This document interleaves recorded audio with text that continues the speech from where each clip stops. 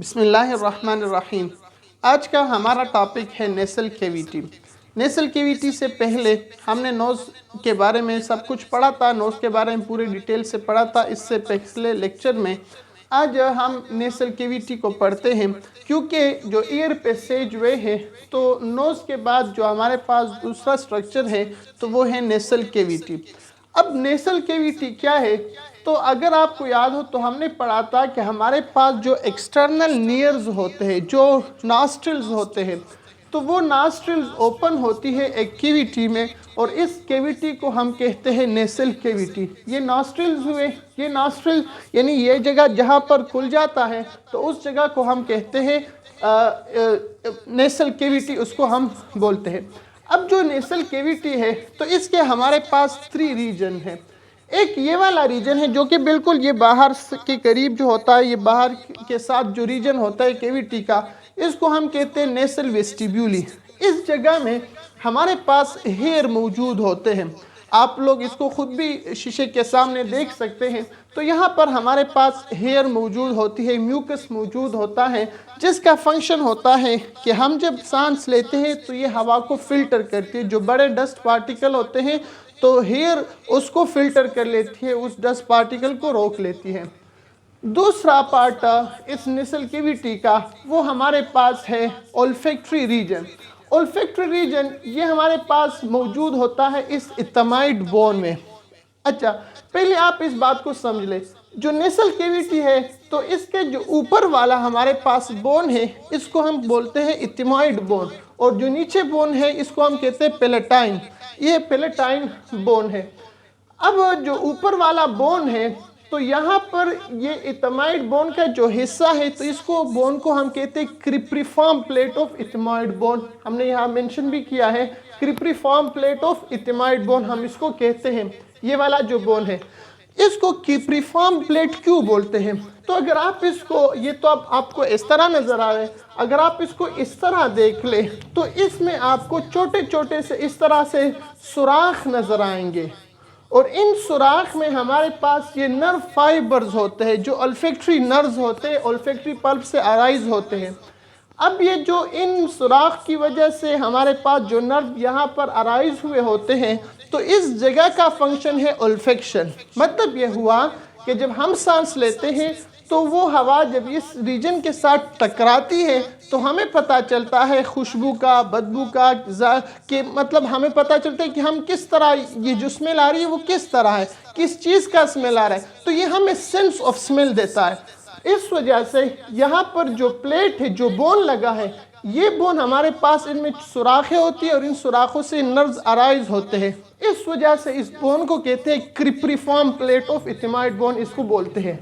अच्छा, अब ये जो रीजन है जहाँ पर ये क्रिप्रीफॉर्म प्लेट ऑफ इथमाइड बोन प्रेजेंट होता है और जहाँ से ये नर्व फाइबर अराइज होते हैं, इस जगह को हम कहते हैं ओल्फैक्टरी रीजन, जहाँ पर हमारे पास सेंस ऑफ स्मेल होती है, जहाँ से हम स्मेल को सेंस कर सकते हैं। अच्छा, तीसरा जो रीजन है तो इसको हम कहते हैं रिस्पायरेटरी रीजन। रिस्पायरेटरी रीजन, इसमें हमारे पास टर्बाइनेट्स होते हैं या कोनका होती है। अच्छा, अब ये जो टर्बाइनेट्स है, अगर आप इसको यहाँ से देख ले तो देखिए जी ये टर्बाइनेट्स है, ये यहाँ पर इस तरह साइड से अराइज होते हैं, यहाँ पर नाक के। अगर आप इसको यहाँ देख ले तो यहाँ पर आपको ये वाज़ेह नज़र आता है, इसको हम कहते हैं टर्बाइनेट्स। अच्छा, ये 3 होते हैं, इंफीरियर, मिडल और सुपीरियर। नीचे वाले को हम इंफीरियर बोलते हैं, दरमियान में जो टर्बाइनेट्स होते हैं उसको हम कहते हैं मिडल, और जो ऊपर होता है इसको हम कोनका या टर्बाइनेट्स, इन तीनों को हम कोनका या टर्बाइनेट्स भी बोलते हैं। अब ये जो रिस्पायरेटरी रीजन है, यहाँ पर हमारे पास ये टर्बाइनेट्स, 3 टर्बाइनेट्स प्रेजेंट होते हैं, जो कि आपको यहाँ पर ये नज़र आ रहा होता है।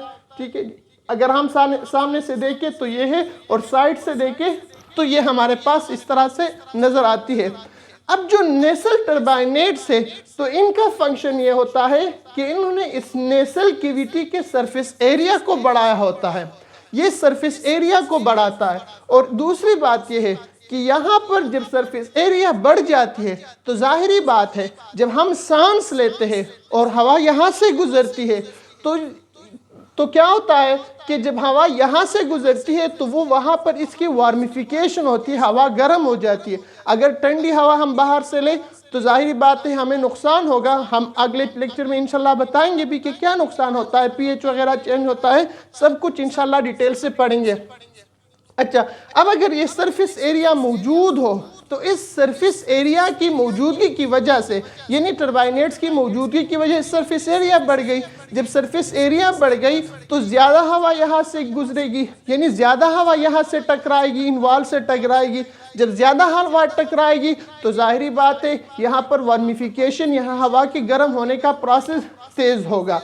दूसरी बात यह है कि यहाँ पर हमारे पास म्यूकस भी मौजूद होती है। इस म्यूकस की मौजूदगी की वजह से जो डस्ट पार्टिकल होते हैं तो वो भी यहाँ इसके साथ ट्रैप हो जाते, या बैक्टीरिया वगैरह हम सांस के थ्रू इसको ले लेते हैं, हवा से हमारे बॉडी में जाने की कोशिश कर लेती है तो वो यहाँ से टकरा जाती है और यहाँ इसके साथ चिपक जाती है। तो इसको हम कहते हैं रिस्पायरेटरी रीजन। तो यहाँ ये काम क्या करता है, ये वार्मिफिकेशन और ह्यूमिडिकेशन, एयर को ह्यूमिड भी बनाता है और एयर को वार्म भी बनाता है। अब यहाँ पर जो पेल्टाइन बोन है, अगर हम इसको थोड़ा सा हिस्सा हम इसको ले लें और हम इसको बड़ा करके देख लें तो ये हमारे पास इस तरह से ये सेल्स का लेयर नज़र आता है। इनको हम कहते हैं pseudo stratified ciliated columnar epithelium. इसको हम बोलते हैं सूडो स्ट्रेटिफाइड कॉलमनर एपिथेलियम। अच्छा, अब इस नाम के पीछे रीजन क्या है, रीज़न क्या है, हम इसको ज़रा समझते हैं। ये अक्सर एमसीक्यूज़ वगैरह में भी आता है, हम इसको समझ लें कि आखिर इसका इतना बड़ा नाम क्यों है, क्यों इसका इतना बड़ा नाम है, इसके पीछे लॉजिक क्या है, तो हम इसको ज़रा समझते हैं। देखिए जी, अगर आप इसको यहाँ इस तरह से माइक्रोस्कोप से बड़ा करके देख लें तो आपको ये इस तरह से नज़र आएगा। अब पहले इस लफ्ज़ को समझे। सूडो का मतलब है फॉल्स, सूडो का मतलब है फॉल्स। जिस तरह आप लोगों ने पढ़ा है सूडोपोडिया, सही है ना, अमीबा जिसके थ्रू मूव करता है तो हम उसको कहते हैं सूडोपोडिया, यानी जूटा पाव, सही है। अच्छा, अब सूडो का मतलब है फॉल्स, स्ट्रेटिफाइड का मतलब है लाइंस। अच्छा, मसलन ये एक लाइन, दो लाइन, इसको हम कहते हैं कि इस तरह के जब सेल्स लेयर हो तो हम इसको कहते हैं स्ट्रेटिफाइड। अब इसको सूडो स्ट्रेटिफाइड क्यों कहते हैं, तो सूडो स्ट्रेटिफाइड कहने का मतलब ये है, वजह ये है कि अगर आप इसको माइक्रोस्कोप से देख ले तो ये देखिए, ये जो न्यूक्लियस है ना और ये भी न्यूक्लियस है, तो ये आपको इस तरह दो लाइंस में नज़र आएंगे। मसलन ये आपको एक सेल लेयर नज़र आएगा और ये आपको दूसरा सेल लेयर नज़र आएगा। हालांकि ये एक लेयर ऑफ सेल है, ये हमारे पास it is only one layer of cell, लेकिन ये हमें दिखाई इस तरह देता है जैसे ये अलग सा सेल का लेयर है और ये अलग सा सेल का लेयर है और हकीकत में एक है। तो इस वजह से हम इसको कहते हैं सूडो स्ट्रेटिफाइड। अच्छा, दूसरा है सिलिएटेड। सिलिएटेड क्यों बोलते हैं, आपको यहाँ ये नज़र आता है कि इससे हमारे पास सिलिया अराइज होते हैं, छोटे छोटे हेयर लाइक स्ट्रक्चर होते हैं जिसको हम सिलिया कहते हैं। तो ये सिलिया इससे अराइज होते हैं, इस वजह से हम इसको सिलिएटेड कहते हैं। तीसरा है कॉलमनर। कॉलमनर क्यों बोलते हैं हम इसको, कॉलमनर कहने का मतलब ये है कि देखिए वो सेल जिसकी लेंथ ज़्यादा हो उसके वेट से, तो वो कॉलमनर सेल। मसलन ये मेरे पास एक सेल है, ठीक है जी, ये एक सेल, तो इसको हम कॉलमनर सेल कहते हैं। क्यों, ये हमें कॉलम की तरह नजर आता है, इसका लेंथ ज्यादा है इसके विड्थ से, तो हम इसको कहते हैं कॉलमनर। और एपिथेलियम तो जाहिर बात है एपिथेलियल सेल है, बाहर पड़ा है, तो इस वजह से हम इसको कहते हैं सूडो स्ट्रेटिफाइड कॉलमनर एपिथेलियम। तो ये लेयर भी यहाँ पर हमारे पास मौजूद होता है, बल्कि बाज़ बुक में इसको pseudo stratified ciliated columnar glandular epithelium भी कहा है। ग्लैंडुलर का मतलब ये है कि यहाँ पर जो ग्लैंड्स मौजूद होते हैं तो वह हमारे पास म्यूकस सिक्रीट करता है, तो इस म्यूकस की सिक्रीशन की वजह से हम इसको ग्लैंडुलर सेल्स भी कहते हैं। तो ये हो गई बेटा हमारे साथ नेसल कैविटी। तो नेसल कैविटी को हमने डिटेल से पढ़ा। अब हम ये पढ़ते हैं कि ये नेसल कैविटी, जो नेसल कैविटी है, ये फंक्शन क्या करता है। लेकिन पहले आप इसको भी समझे, ये हमारे पास नेसल कैविटी, आप अगर नोज को बाहर से देख लें तो ये हमारे पास जो इसके अंदर का रीजन है ये नेसल कैविटी है। इन नेसल कैविटी के दरमियान हमारे साथ कार्टिलेज और बोन से बना हुआ एक दीवार होता है। कार्टिलेज और बोन से बना हुआ एक दीवार होता है जिसको हम इंटरनेसल सेप्टम बोलते हैं। इंटरनेसल सेप्टम बोलते हैं। तो ये जो वाल होता है तो ये इस तरह ये जो नेसल केविटी है इसको डिवाइड कर लेता है, ठीक है जी। तो ये हमारे पास कार्टिलेज और बोन दोनों से बना होता है और इसको हम कहते हैं इंटरनेसल सेप्टम, हम इसको बोलते हैं। अच्छा, ये अब इसका जो फंक्शन है वो क्या है, तो चले इसको पढ़ते हैं। जो नेसल केविटी का फंक्शन है तो ये हमारे साथ 5 फंक्शंस करता है। जो सबसे पहला इसका फंक्शन है तो वो है फिल्ट्रेशन। फिल्ट्रेशन किस तरह करता है, देखिए जी, एक तो नेसल वेस्टिब्यूली है। नेसल वेस्टिब्यूली में हमारे पास हेयर मौजूद होते हैं। जब हम सांस लेते हैं तो बड़े जो डस्ट पार्टिकल होते हैं वो तो हेयर इसको ट्रैप कर लेता है, आगे जाने नहीं देता।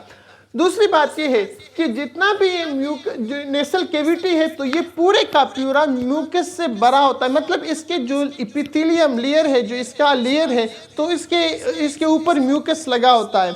जब हम सांस लेते हैं तो हवा जब इससे टकराता है तो वहाँ पर जो डस्ट पार्टिकल होता है, जो हेयर से रह गए होते हैं या इस तरह का वायरस बैक्टीरिया होती है, तो वो उस साइड्स वाल के साथ चिपक जाता है। तो इस तरह से भी ये फिल्ट्रेशन करता है और हवा को फिल्टर करता है इन जर्म्स वगैरह से। दूसरी बात, वार्मिफिकेशन। दूसरा फंक्शन जो इसका है वो है वार्मिफिकेशन।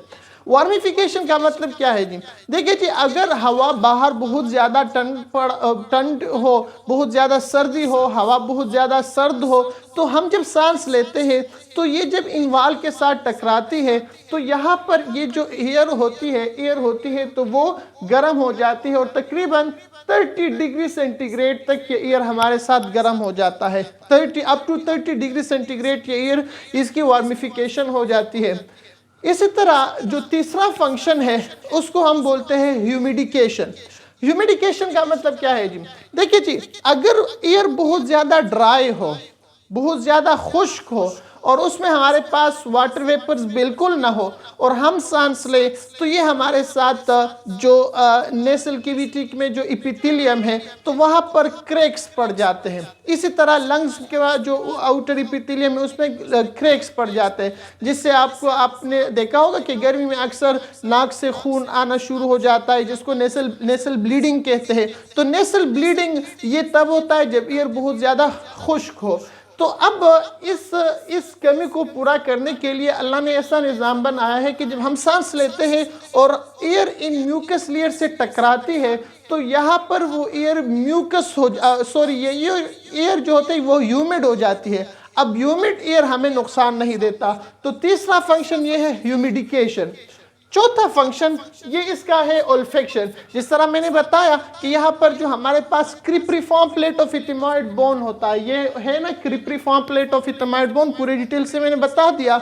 अब जो क्रिप्रीफॉर्म प्लेट ऑफ इथेमॉइड बोन है तो यहाँ पर नर्व फाइबर्स होते हैं जो कि ओल्फेक्शन का काम करते हैं। तो हम जब सांस लेते हैं तो यहाँ से हमें खुशबू बदबू का भी पता चलता है, यानी मुख्तसर हम ये कह सकते हैं कि हमें सेंस ऑफ स्मेल देता है। पांचवा जो फंक्शन है तो यहाँ पर नेसोलेस्ट्रिमल डक्ट ओपन होता है। ये जो हमारे आईज है यहाँ से हमारे साथ एक डक्ट आया होता है जो कि इस केविटी में ओपन होती है। इस जो नेसल केविटी इसमें ओपन होता है। आप इसका अंदाज़ा इस तरह कर सकते हैं। देखिए जी, कभी आपने देखा होगा कि हम आंख में ड्रॉप डाल लेते हैं, आई ड्रॉप्स वगैरह डाल लेते हैं तो हमारा जायका महसूस हो जाता है, मुंह में उसका जायका आ जाता है। तो वो किस तरह होता है कि यहाँ पर जो हमारे पास नेसोलेस्ट्रिमल डक्ट होता है यहाँ पर, तो उस डक्ट के थ्रू वो दवाई यहाँ पर आ जाती है जिससे हमें उसके जायके का पता चलता है। या इसी तरह आपने देखा होगा कि हम जब रोते हैं तो हमारी नाक भी बहती है। तो वजह क्या है कि जो हमारे जो आंसू होते हैं तो वो इस रास्ते से नाक में आते हैं। तो यहाँ हम इसको कहते हैं नेसोलेस्ट्रिमल डक्ट। तो ये नेसोलेस्ट्रिमल डक्ट भी यहाँ पर ओपन होता है। ये 5 फंक्शन हमारे पास इस नेसल केविटी का है। अच्छा, अब ये फंक्शन तो आपने पढ़ लिया। हमारे पास एक बीमारी है जिसको हम डिविएटेड नेसल सेप्टम DNS कहते हैं। DNS डिविएटेड नेसल सेप्टम हम इसको बोलते हैं। ये तब होता है कि हमारे पास जो ये नेसल सेप्टम है, आपको दरमियान में से नजर आता होगा, ये जो नेसल सेप्टम है, ये नेसल सेप्टम थोड़ा सा इस तरह डिविएट हो जाता है, इस तरह एक तरफ बेंड हो जाता है, इसको हम कहते हैं डिविएटेड नेसल सेप्टम। ठीक है जी। तो ये भी इस नेसल केविटी के साथ आप इसको भी याद रख ले, ये भी अक्सर एमसीक्यूज में आ जाता है। तो ये थी हमारे पास नेसल केविटी, हमने पूरे डिटेल से पढ़ा। इंशाल्लाह ऐसी कोई भी बात नहीं जो आपके कोर्स में हो वो हमसे रह चुकी हो। आखिर में इंशाल्लाह इस चैप्टर के आखिर में या ये टॉपिक ख़त्म हो जाए तो हम इसके हवाले से जितने भी इम्पोर्टेंट एमसीक्यूज़ हैं जो ईटा के लिए इम्पोर्टेंट है या इसी तरह बोर्ड एग्ज़ाम में जो आते हैं, तो इंशाल्लाह हम उसको भी करेंगे साथ। अच्छा, अगर हम इसको करीब से देख ले तो देखिए, आप देख सकते हैं ये जो बोन है ना, इसको हम बोलते हैं क्रिप्रीफॉर्म प्लेट ऑफ इथिमॉइड बोन, हम इसको बोलते हैं इस बोन को। और मैंने बताया कि वजह क्या है कि इसमें छोटे छोटे पोर्स होते हैं।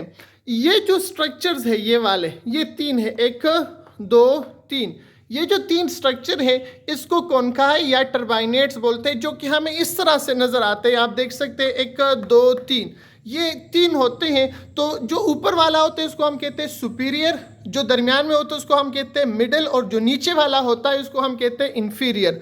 और इसका फंक्शन क्या है, जिस तरह मैंने बता दिया कि जब हम यहाँ इसको हम जब सांस लेते हैं तो ये इसके सरफेस एरिया को बढ़ाता है, जिसकी वजह से ज़्यादा हवा इसके साथ अटैच होती है या इसके साथ टकराती है, जिसकी वजह से वार्मिफिकेशन, ह्यूमिडिफिकेशन वगैरह होता है।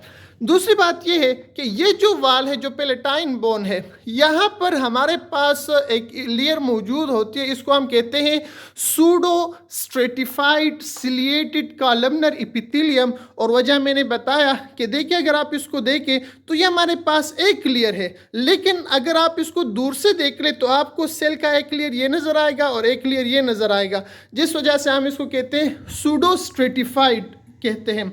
और सिलिएटेड इस वजह से है कि इसमें सिलिया मौजूद है। कॉलमनर इस वजह से है कि इसका जो विड्थ है वो कम है और इसका लेंथ ज़्यादा है, तो कॉलम की तरह नज़र आते हैं। तो ये जो हमारे पास नेसल केविटी है, ये इसका डायग्राम है। इंशाल्लाह आप लोग को इसकी समझ आई होगी। Thank you.